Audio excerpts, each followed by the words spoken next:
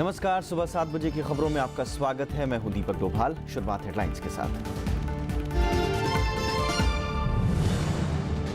मुख्यमंत्री शिवराज सिंह चौहान की अपील के बावजूद मध्य प्रदेश में किसान आंदोलन बरकरार। मंदसौर के पिपलिया मंडी इलाके को छोड़कर बाकी जगहों से हटा कर्फ्यू। किसान महासंघ 16 जून को करेगा रेल और चक्का जाम।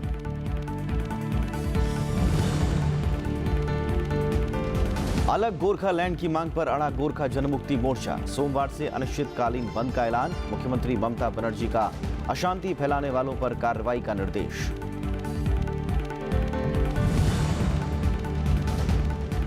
जीएसटी परिषद की 16वीं बैठक आज। बाकी बची वस्तुओं पर जीएसटी की दरों की होगी समीक्षा। मसौदा नियमों में संशोधन की उम्मीद।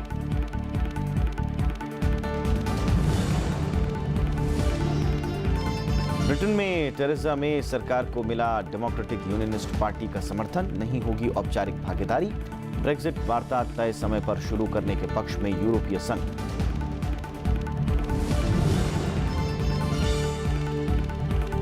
चैंपियंस ट्रॉफी के सेमीफाइनल में जगह बनाने के लिए भारत और दक्षिण अफ्रीका के बीच मैच आज। इंग्लैंड से हराकर ऑस्ट्रेलिया बाहर। सेमीफाइनल में पहुंचा बांग्लादेश।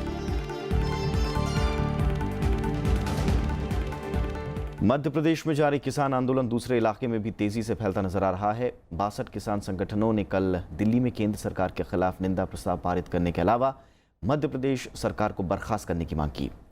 राष्ट्रीय किसान महासंघ ने 16 जून को देश भर में रेल और राजमार्ग जाम करने की चेतावनी दी है। दिल्ली के गांधी शांति प्रतिष्ठान में जमा हुए ये किसान नेता राष्ट्रव्यापी आंदोलन की तैयारी में हैं। 60 से ज्यादा किसान संगठनों के राष्ट्रीय किसान महासंघ ने देश में बड़ा आंदोलन छेड़ने का ऐलान किया है। और आज से काली पट्टी भारतवर्ष के सभी किसान अपनी मांग पूरी होने तक धारण करेंगे। 16 जून को सभी राष्ट्रीय राजमार्ग 12 बजे से 3 बजे बंद करेंगे, जिसकी सूचना आम जनता और प्रशासन को देंगे ताकि जनता को परेशानी ना हो। मध्य प्रदेश में पुलिस की गोली से हुई किसानों की मौत के बाद किसान संगठन सरकार को घेरने की तैयारी में हैं। किसान संगठन मध्य प्रदेश सरकार को तुरंत बर्खास्त करने की मांग कर रहे हैं।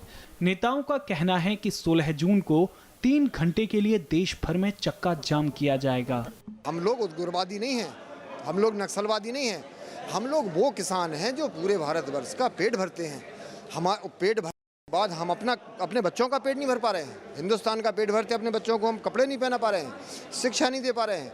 16 जून के आंदोलन के बाद राष्ट्रीय किसान महासंघ 19 जून को फिर से दिल्ली में बैठक करेगा, जिसमें आगे की रणनीति तय की जाएगी। दूसरी तरफ तमिलनाडु में अनशन पर बैठे किसानों ने धरना खत्म कर दिया है। 40 दिनों तक जंतर मंतर पर आंदोलन करने वाले पी अयाकुन्नू की अगुवाई में अनशन कर रहे किसानों ने राज्य सरकार के आश्वासन के बाद ये कदम उठाया। अयाकुन्नू ने कहा कि मुख्यमंत्री ने उनकी मांगें मान ली हैं। Honorable CM Edapadi Palanichami promises within 2 months I will give all, I will fulfill all demand you have raised here. I will not take hydrocarbon in Nedwasal. I will ask all the Nationalist Bank to stop the action of jewels. Maharashtra में भी किसान संगठनों ने आंदोलन तेज करने का ऐलान किया है। नव विक्रम सिंह, राज्यसभा टीवी। मंदसौर के पिपलिया मंडी थाना क्षेत्र को छोड़कर शहर से शनिवार को कर्फ्यू हटा लिया गया। हालांकि वहां अब भी निषेधाज्ञा लागू है। यहां 5 जून से बंद इंटरनेट सेवाएं आज बहाल कर दी गई। इस बीच मुख्यमंत्री शिवराज सिंह चौहान ने का जो उपवास है उसका आज दूसरा दिन है। उपवास के खिलाफ कल कांग्रेस ने भोपाल में प्रदर्शन किया।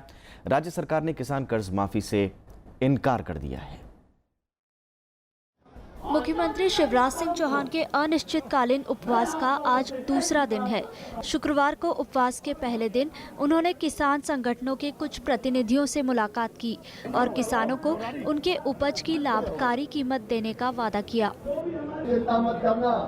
मध्य प्रदेश के किसान भाइयों, तुम्हारा मूंग 5,225 रुपया क्विंटल खरीदा जाएगा।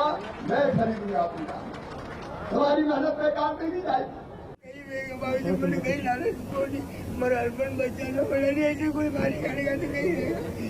इस बीच मंदसौर गोलीकांड में मारे गए 4 किसानों के परिजनों ने भी मुख्यमंत्री से मुलाकात की। पीड़ित परिवार ने शिवराज सिंह चौहान से उपवास तोड़ने की भी अपील की।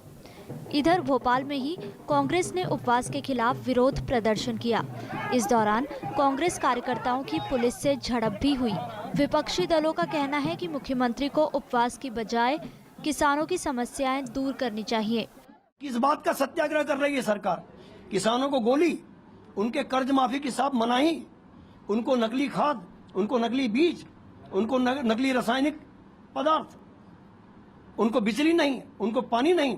हाँ, महात्मा जी और मुरारजी भाई की भूख हड़ताल तो मुझे समझ आती है, लेकिन सरकार और सरकार के हाथ में ताकत देने के बाद किस बात के लिए भूखे बैठे भाई?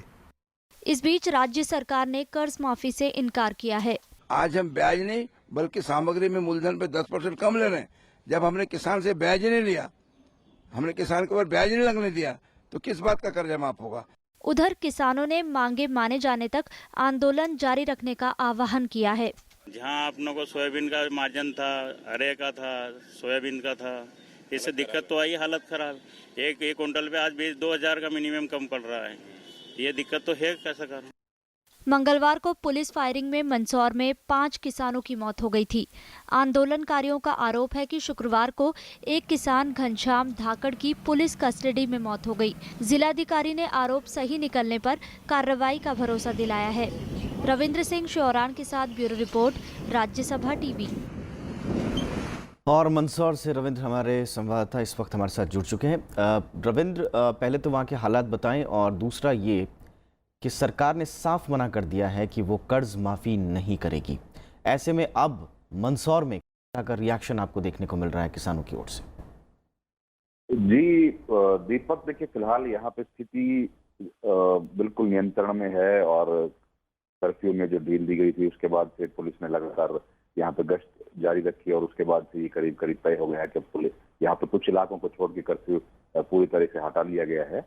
और इंटरनेट की बहाली जो है वो फेज वाइज यहाँ पे की जा रही है। कुछ इलाकों में हो गया है चालू, कुछ इलाकों में धीरे धीरे इंटरनेट की सुविधा दी जा रही है मोबाइल फोन पे। जहाँ तक कर्ज माफी का सवाल है तो दीपक, कर्ज माफी यहाँ के किसानों के लिए सबसे अहम मुद्दा बिल्कुल नहीं है। यहाँ के किसान लगातार यही कह रहे हैं कि अगर उनको मिनिमम सपोर्ट प्राइस जो कीमत है, समर्थन मूल्य जो फसलों का है, अगर वो दे दिया जाए ढंग से, उसका सही दाम दिया जाए, तो उनको किसी भी तरह की कर्ज माफी की जरूरत नहीं है। लेकिन मीडिया का जो एक सेक्शन है वो लगातार यही दिखा रहा है कि यहाँ किसान जो पूरा आंदोलन है वो कर्ज माफी उनकी मुख्य मांग है, जबकि यहाँ पर कर्ज माफी मुख्य मांग नहीं है। ये सिर्फ मीडिया को एक सेक्शन दिखा रहा है। किसानों का लगातार कहना है कि लागत उनकी बढ़ रही है, उनकी लागत कम नहीं हो रही है, उनका जो मुनाफा है वो लगातार घटता जा रहा है, लागत बढ़ती जा रही है। जी, इसके अलावा कैश की जो नकदी की समस्या है, नोटबंदी के बाद, और ऐसे में सरकार ऐसे में सरकार जो उनकी फसलों का वाजिब दाम दे, मिनिमम सपोर्ट प्राइस, उसको एक तरह से उस पर दोबारा विचार करे। बहुत बहुत शुक्रिया इस तमाम जानकारी के लिए रविंद्र सिंह श्योरान आपका। इधर दार्जिलिंग में हालात सामान्य हो रहे हैं, लेकिन गोरखा जनमुक्ति मोर्चा फिलहाल आंदोलन पीछे लेने के पक्ष में नहीं दिख रहा है। पार्टी अध्यक्ष बिमल गुरुंग ने साफ कहा है कि आंदोलन आगे भी जारी रहेगा। पार्टी ने सोमवार से गोरखा क्षेत्रीय प्रशासन के दफ्तर में अनिश्चितकालीन बंद का ऐलान किया है। इस बीच मुख्यमंत्री ममता बनर्जी ने हालात का जायजा लेने के लिए कल सिलीगुड़ी का दौरा किया और वहां अधिकारियों के साथ बैठक की। गोरखा जनमुक्ति मोर्चा के प्रदर्शन की आंच अब दिल्ली तक पहुंच गई है। जंतर मंतर पर प्रदर्शनकारियों ने गोरखालैंड के पक्ष में नारे लगाए और मुख्यमंत्री ममता बनर्जी पर आरोप लगाया कि वो जबरन उन लोगों पर बांग्ला भाषा थोप रही हैं। ममता बनर्जी का अत्याचार नहीं चलेगा। हमारी भाषा खाली नेपाली भाषा है, नेपाली भाषा ने मान्यता मिला कितना साल हो गया है, लेकिन अभी हम क्यों बांग्ला भाषा क्यों पढ़ेंगे? वहीं दूसरी तरफ दार्जिलिंग में गोरखा जनमुक्ति मोर्चा की केंद्रीय समिति ने आपात बैठक बुलाई। बैठक में आगे की रणनीति पर चर्चा की गई। पार्टी नेता बिमल गुरुंग ने कहा कि इस बाबत केंद्र सरकार के सामने भी बात रखी जाएगी। हम लोग का जो पूरा स्टेट गवर्नमेंट, सेंट्रल गवर्नमेंट का ऑफिस बंद करने के लिए और नॉन कोऑपरेशन मूवमेंट के लिए मैंने किया है। आज पूरा जो आयुषोद का रूट है वो बंद होना चाहिए, क्योंकि हमारा जगह से कितना पैसे जाता है बंगाल को, लेकिन अभी तक क्या किया बंगाल सरकार ने? सिर्फ अतिक्रमण करने के लिए, जात को तोड़ने के लिए किया। दार्जिलिंग में अब हालात सामान्य हो गए हैं। गोरखा जनमुक्ति मोर्चा ने हाल फिलहाल बंद से इनकार किया है, लेकिन दो टूक कहा है कि आंदोलन आगे भी जारी रहेगा। भाषा से शुरू हुआ आंदोलन एक बार फिर से गोरखालैंड की बुनियादी मांग तक पहुंचता दिख रहा है। यहाँ पर जो जीटीए को अच्छा तरीका से नहीं चल पा रहे, the government has as per the act agreement इनको ट्रांसफर करना था 59 डिपार्टमेंट्स, अभी तक फुल्ली ट्रांसफर नहीं हुआ है। मुख्यमंत्री ममता बनर्जी ने शुक्रवार देर रात दार्जिलिंग का दौरा किया और बाद में सिलीगुड़ी में प्रशासनिक अधिकारियों के साथ बैठक की। ममता बनर्जी ने कहा कि इलाके में अशांति फैलाने वालों पर सख्त कानूनी कार्रवाई की जाएगी। कम्प्रोमाइज कखनो बोमा दिए बोमार হয় না, कम्प्रोमाइज कखनो बोमा दिए लाठी दिए आগুন দিয়ে হয় না। সুতরাং আইন আইনের পথে চলবে। করেছে কেস কাছারি যা হয়েছে সেটা প্রশাসনের ব্যাপার, প্রশাসন প্রশাসনের মতো আইনত। आपको बता दें कि गोरखा जनमुक्ति मोर्चा ने गुरुवार को सरकारी स्कूलों में बांग्ला को अनिवार्य करने के विरोध में प्रदर्शन शुरू किया था। हालांकि सरकार ने साफ कर दिया है कि दार्जिलिंग में बांग्ला को अनिवार्य नहीं बनाया गया है। अखिलेश सुमन के साथ ब्यूरो रिपोर्ट, राज्यसभा टीवी। और अखिलेश सुमन हमारे संवाददाता इस वक्त हमारे साथ जुड़ चुके हैं, उनका रुख करते हैं। अखिलेश, भाषा को लेकर यह आंदोलन शुरू हुआ था, लेकिन अब गोरखा जनमुक्ति मोर्चा ने साफ कर दिया है कि अब गोरखालैंड की मांग को लेकर ही वो आगे बढ़ेंगे। ऐसे में अब किस तरह की चुनौतियां पश्चिम बंगाल सरकार के सामने आप देख रहे हैं, और क्या आने वाले दिनों में हालात जो हैं वो इसी तरह नॉर्मलाइज रहेंगे? देखिए दीपक, हालात तो नॉर्मलाइज नहीं रह पाएंगे, क्योंकि जिस तरीके से छोटे मामले से शुरू हुआ था आंदोलन, अब अगर बड़े मामले में आप याद कीजिए, जब लेफ्ट फ्रंट की गवर्नमेंट थी उस समय गोरखा आंदोलन शुरू हुआ था, किसी तरह उसको गोरखा हिल काउंसिल में जाके तब्दील किया शांतिवन हिल में। और अब ममता बनर्जी ने जो लिया है, जो पहल की है, उसके चलते अब एक बार फिर गोरखालैंड की मांग उठने लगी। और मैं कई जगहों पे गया, गोरखा लोगों से मिला, तो उनके अंदर एक क्षोभ की स्थिति है और एक बहुत ही गलत तरीके से एक टकराहट की राजनीति गोरखा इलाके में शुरू हो गई है, जो कि एक तरफ राज्य सरकार चुनौतियां दे रही है और दूसरी तरफ गोरखा जो टेरिटोरियल एडमिनिस्ट्रेशन के लोग हैं वो लोग भी चुनौतियां दे रहे हैं। तो टकराव की बहुत गंभीर तरीके से टकराव, आरोप प्रत्यारोप की राजनीति यहाँ शुरू हुई है। और यह न सिर्फ के लिए सिरदर्द की स्थिति है, बल्कि केंद्र सरकार के लिए भी अब बड़े सिरदर्द की स्थिति होगी, क्योंकि देखिए गोरखा लोग भारतीय सेना में काफी रहे हैं, उनकी महत्वपूर्ण भूमिका रही है और उनके साथ इस तरह का टकराव जितना अवॉइड किया जा सकता अच्छा था। वो लोग देश की मुख्य धारा में शामिल होना चाहते हो, होने के लिए काफी इच्छुक होते हैं, लेकिन उनकी शिकायत ये होती है कि बंगाल के कुछ लोग उनको नेपाली प्रोजेक्ट करते हैं। यह एक क्षोभ है जिस क्षोभ की स्थिति से ममता बनर्जी निकाल सकती थी, लेकिन अब ये बहुत ही गलत तरीके से टकराव की राजनीति शुरू हो गई दीपक। और पर्यटकों के लिए भी आगे आने वाले दिनों में संकट और चुनौतियां बढ़ेंगी, क्योंकि सोमवार से मैं तो सुन रहा हूँ कि सोमवार से घोषणा करने वाले हैं और सोमवार से गुरुवार तक स्ट्राइक होगा एक बार फिर वहाँ पे। हालांकि उसमें आवश्यक सेवाओं और पर्यटकों को छोड़ा जा रहा है, लेकिन स्ट्राइक करने से पर्यटक तो जरूर भयभीत होते हैं और आने यानी कि अभी फिलहाल मुश्किलें पेश आ सकती हैं पर्यटकों से लेकर वहाँ के जो स्थानीय बाशिंदे हैं उनको। शुक्रिया अखिलेश इस तमाम जानकारी के लिए। जम्मू कश्मीर में सेना ने कल एक आतंकी को मार गिराया। सुरक्षा बलों ने गुरेज सेक्टर में घुसपैठ की कोशिश को भी नाकाम कर दिया। राज्य में पिछले 4 दिनों में 14 आतंकी मारे गए हैं। जम्मू कश्मीर में सेना ने बीते 4 दिन में आतंकियों के खिलाफ बड़ी सफलताएं हासिल की हैं।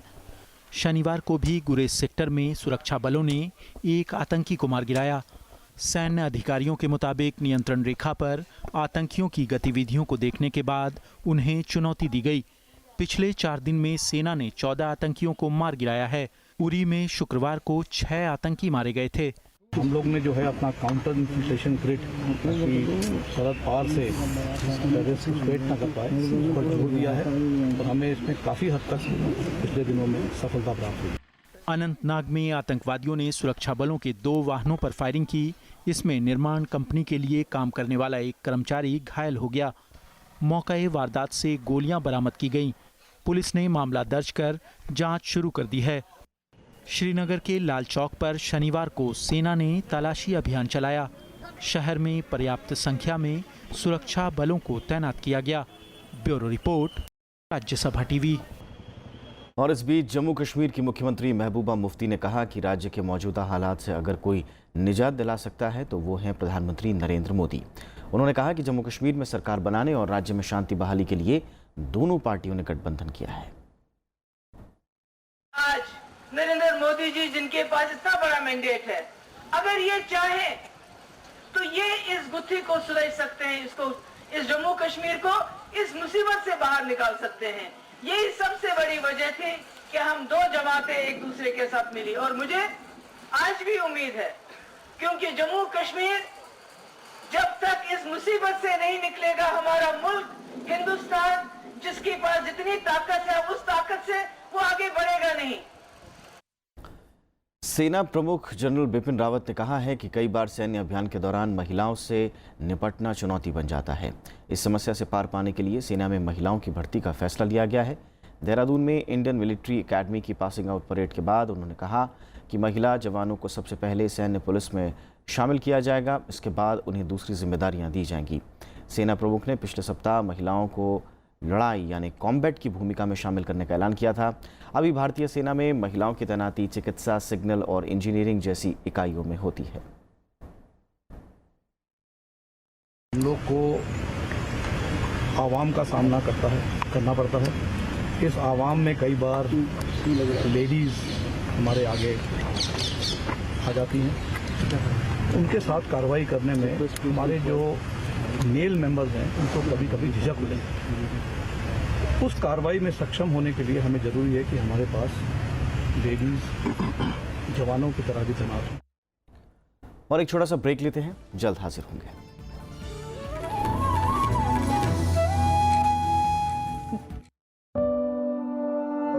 मुझ पर इतना जुल्म नहीं था मुझको इल्म। मुझे मेरा इंसाफ चाहिए, मुझे मेरा हक चाहिए। हो रहा जो मत होने दो, तो मुझे जीने दो, मुझे जीने दो। कन्या भ्रूण हत्या पर हमारी विशेष पेशकश, मुझे जीने दो, सिर्फ राज्यसभा टेलीविजन पर।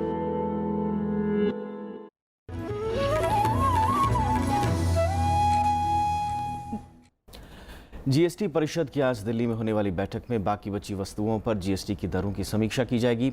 वित्त मंत्री अरुण जेटली की बैठक की अध्यक्षता करेंगे।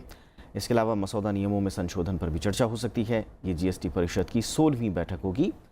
बैठक के एजेंडे में 3 जून को हुई जीएसटी परिषद की 15वीं बैठक के ब्यौरे की पुष्टि, जीएसटी मसौदे के नियमों में संशोधन और विभिन्न व्यापार उद्योग और उनके संगठनों से मिले अनुरोध के आधार पर ज़रूरत होने पर दर को मंजूरी देना शामिल है।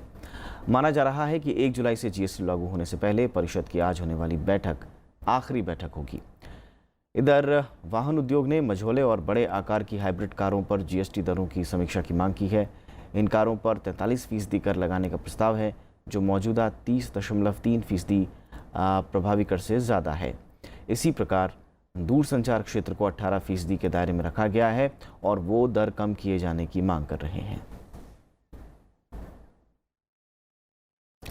केंद्रीय प्रत्यक्ष कर बोर्ड ने साफ किया है कि 1 जुलाई के बाद आधार कार्ड के बिना पैन कार्ड नहीं बन सकता। सीबीडीटी ने दिशा निर्देश में कहा है कि जिनके पास पैन और आधार दोनों हैं, उन्हें आयकर विभाग को इसकी जानकारी देनी होगी ताकि इन्हें आपस में जोड़ा जा सके।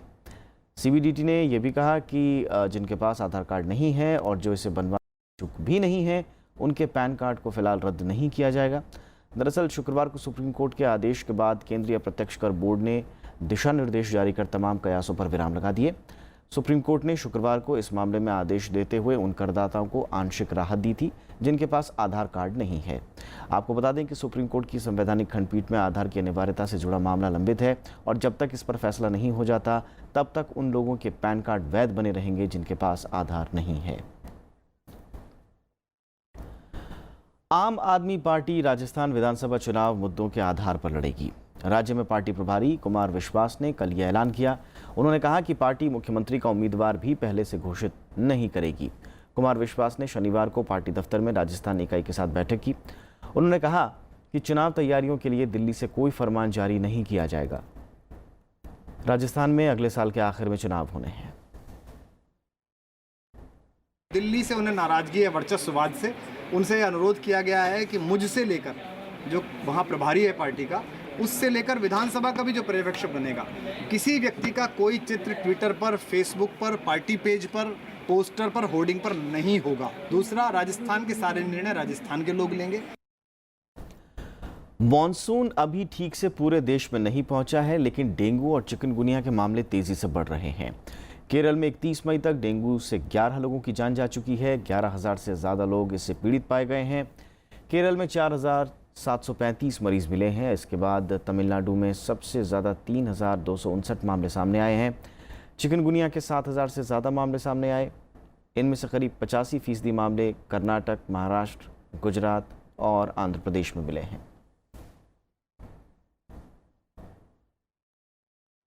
बहुत ही पुअर इंडिकेटर्स हैं हमारी हाइजीन के, और इसको मैं अच्छा नहीं समझता हूँ।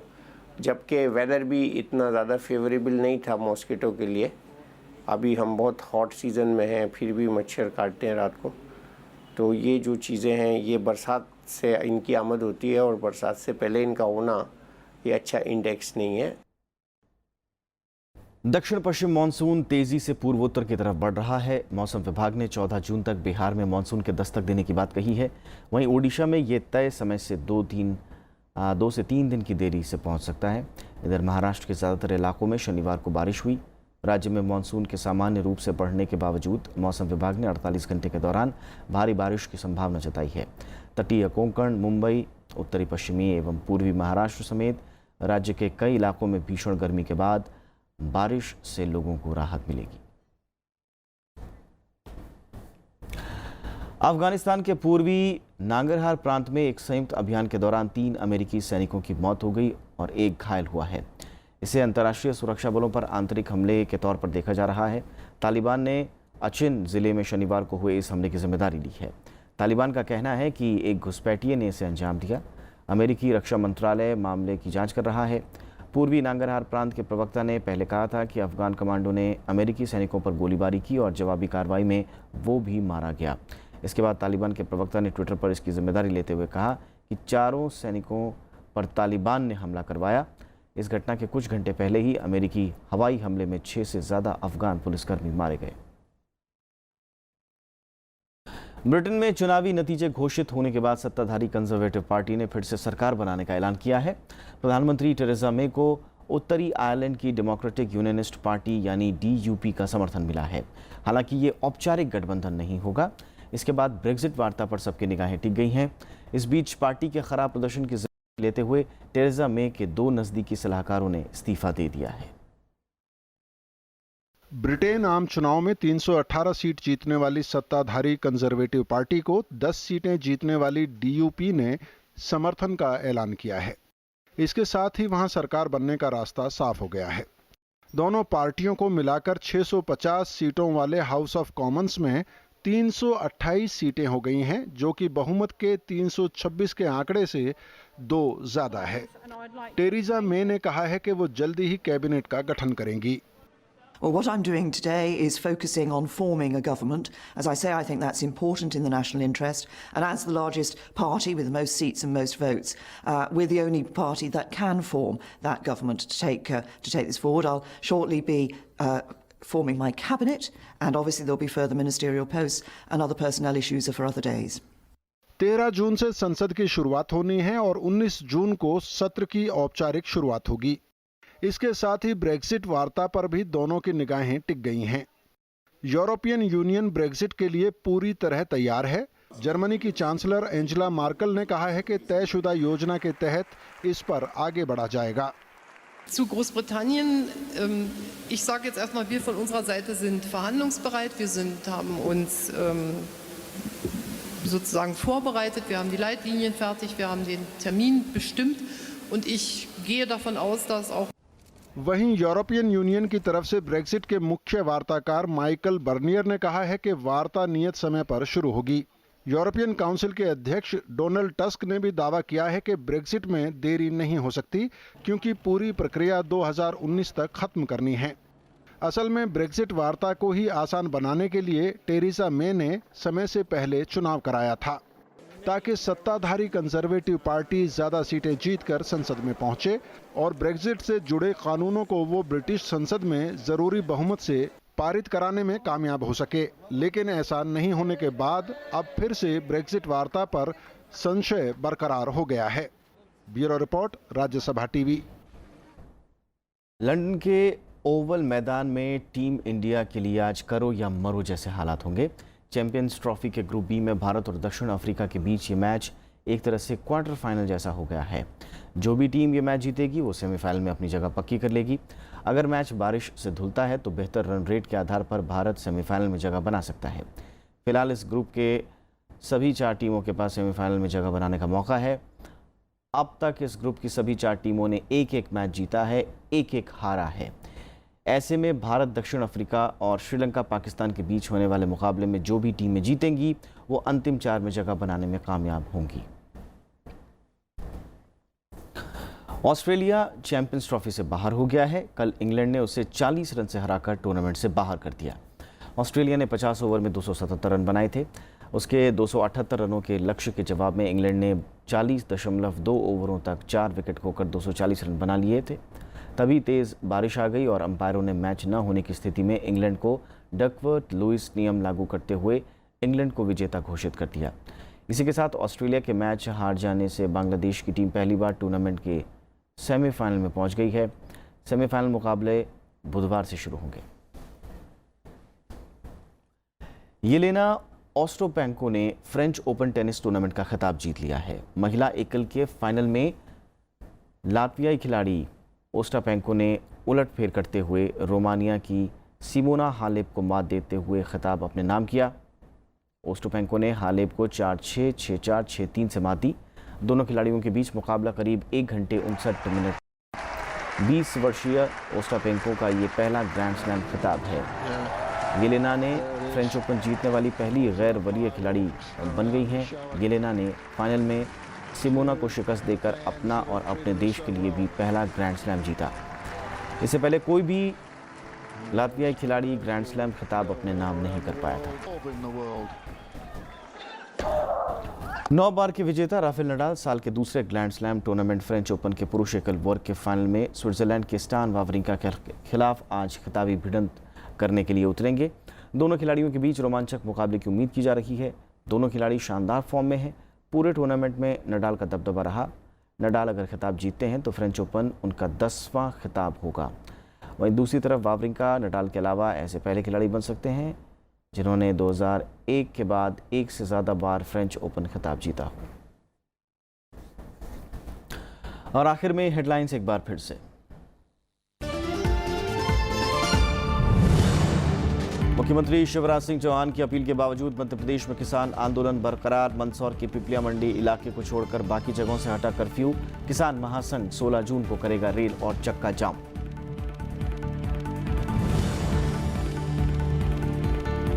अलग गोरखालैंड की मांग पर अड़ा गोरखा जनमुक्ति मोर्चा। सोमवार से अनिश्चितकालीन बंद का ऐलान। मुख्यमंत्री ममता बनर्जी का शांति फैलाने वालों पर कार्रवाई का निर्देश।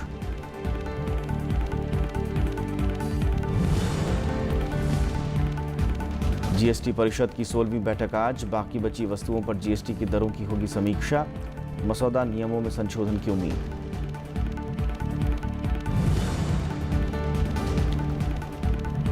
ब्रिटेन में टेरेसा मे सरकार को मिला डेमोक्रेटिक यूनियनिस्ट पार्टी का समर्थन। नहीं होगी औपचारिक भागीदारी। ब्रेक्जिट वार्ता समय पर शुरू करने के पक्ष में यूरोपीय संघ।